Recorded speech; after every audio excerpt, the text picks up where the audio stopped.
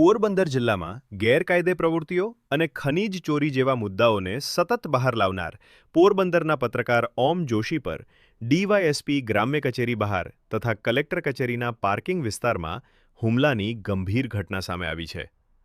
માહિતી મુજબ 3 અજાણ્યા શખ્સોએ પત્રકાર ઓમ જોશીને રોકી, "તું ખનીજ ચોરી અંગેના અહેવાલો કેમ પ્રસિદ્ધ કરે છે? આજે તો તને જાનથી મારી નાખવો છે" તેવી ધમકીભરી ભાષા વાપરી તૂટી પડ્યા હોવાનો આક્ષેપ છે. અચાનક થયેલા આ હુમલામાં તેઓને ઈજા પહોંચી છે.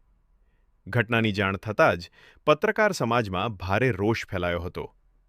મોટી સંખ્યામાં પત્રકારો હોસ્પિટલ પહોંચ્યા હતા અને બનાવની કડક નિંદા કરી હતી.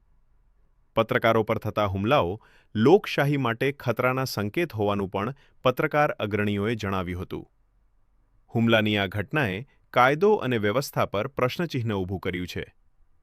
પત્રકાર પર થયેલા આ હુમલાને લઈને આરોપીઓ સામે કડક કાર્યવાહી કરવાની માંગ ઉઠી રહી છે.